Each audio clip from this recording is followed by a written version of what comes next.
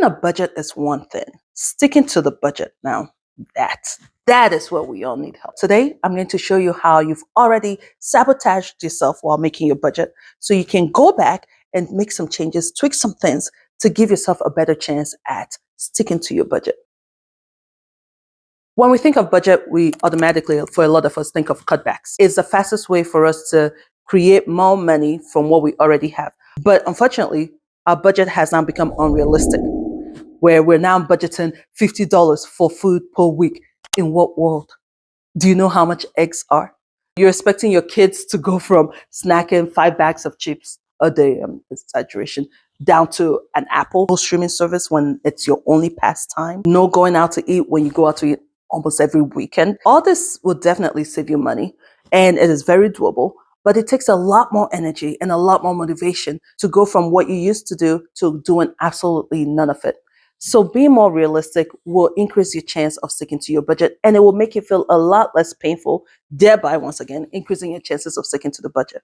So rather than saying no eating out whatsoever, how about rather than eating out every weekend, we'll do every other weekend. So we budget for every other weekend. You do save some. It's not as much as you would if you don't go out at all, but it's a lot more beneficial to save 50% of the money 12 months of the year than saving 100% of the money just 2 months of the year. Capiche? Your budget is also too complicated. We are human beings, right? That's my favorite saying of the year. We are human beings. There are certain things that they may make sense in theory, but in real life, it doesn't. No one wants to keep having to recalculate and do math every single time. All right, we have $50 for food, $50 for cleaning supply, $50 for hair, $20 for makeup, $50 for the kids' clothes. It's too much. It's too micromanaged. See if there's a way you can aggregate some of those fields on your budget. What I ended up doing, just so I don't go crazy, because I aggregated everything I usually buy when I go grocery shopping. For instance, the cleaning supply in the house, I do that there. Body cream, body lotion, all that stuff, I buy them all at the same store. So rather than trying to break down, because when it's time to check out, I'm not checking out, this is food, this is clothing, this is beauty and whatnot, and this is cleaning supplies. I'm not doing that. I group it all in one. It's all under food. If you don't want to make it that big, you could break it down. Food and, I don't know, house miscellaneous. But see how you can keep your budget less complicated. The least complicated it is, the better you are to actually remember what you've initially planned and not having to constantly remember 50 here, 20 here, 30 here, 40 here. You see budget as a punishment, limitation. For some of us, budget equals frugality. So naturally, your body immediately fights against it. Not just your body, your mind, everything about you fights against it, because no one likes limitation. The moment you can no longer have something, that's when you want it, right? So change your mindset when it comes to the budget. A budget is really just how to spend your money, period. A lot of people have even changed the word budget to a spending plan.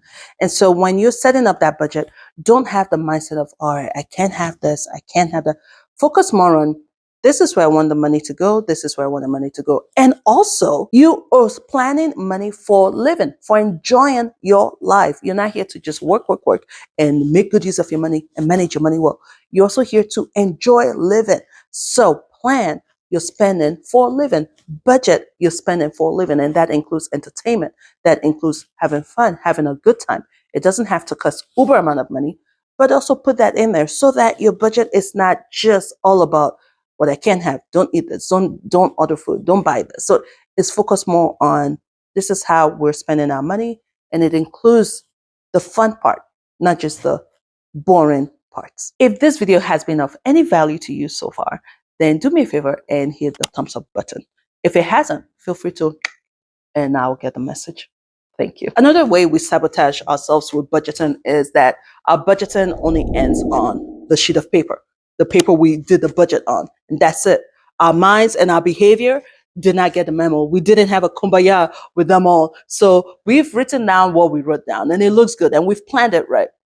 But our behavior is still stuck in 2023. We need to make sure our behavior matches our goal. For instance, when I'm on a diet, I don't watch accounts on Instagram and on YouTube that has to do with food, especially those that, make all those desserts and baking and all that stuff. I don't. because I know it's only going to make me think of the food, that amazing cheesecake. Not that I don't have willpower, but I know if it's constantly in my face and if I'm constantly reminded of this amazing deliciousness that I know is so delicious, chances of me sticking to my diet just keeps going down. It may be high in January, but come May, when I'm constantly seeing all this amazing food, it's going down, right? Same thing with the budget. So you're not going to be watching channels on TikTok make me buy this, or clothing hauls, or hauls in general. You have to adjust your behavior to match your goal. Your budget hasn't tackled the real problem. And what do they say? Craziness is doing the same thing over and over and expecting a different result. If you haven't tackled the problem, it's going to end down like it did last year and the year before that. I'll give you an example.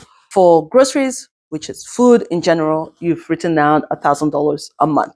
You usually spend about $3,000 a month, but you're looking at $3,000 a month, and it looks like that's a lot of money. I'm just using a random number. That's a lot of money. Do you know how much we would save if we did 1,000 every month? Well, you usually spend 3,000 on food because you do a lot of ordering in, you do a lot of fast food, you do a lot of going out to eat. That's your normal behavior. Now you write down $1,000 for food because you're like, 3,000 is a lot. You're going to go to a grocery store, you're going to buy, the groceries, buy fresh food, and you're going to cook at home. The issue though is you don't like cooking. The lifestyle you have as a family, there really isn't enough time to cook. And so the problem isn't buying groceries and making sure there's groceries in the house. The issue is groceries or not, one, you don't like cooking, or there is no time to cook. We can tackle meal planning and all that. But the reality is, cooking is the problem. Or when you cook, it doesn't taste good. You're not the best cook, perhaps. And so you would rather even eat something you didn't cook, perhaps, right? So even when you buy those groceries, guess what? Come March, come April, you are still going to be going out to eat. To solve the problem, your budget is going to be focused on buying pre-seasoned food at the store. You know those meats that are pre-seasoned, you just come home and you grill it. Include a lot of pre-cooked stuff, or those pre-bundled food they make, so you just come home and set it in the slow cooker. Those are usually higher than the regular groceries. So it would probably cost you more than 1,000 a month. Random number. It will probably cost more than 1,000. So budget, say 1,500, 2,000. And that way you're more likely to stick to the plan of eating at home rather than giving in to going out to eat or getting fast food. Perhaps your budget is going to include getting some of those home delivery foods, so it's not as high as constantly going out to eat, but it's also not as slow as buying groceries at the store and cooking in the kitchen. Any of these steps will give you a much more better chance at sticking to your budget, because an effective budget is the one you actually stick to. So hopefully come June, I'm not even looking December, I'm talking June, we can all still be on the right path to hit our financial goals for the year. All right. Thank you so much for watching. I'll see you in the next video. Bye.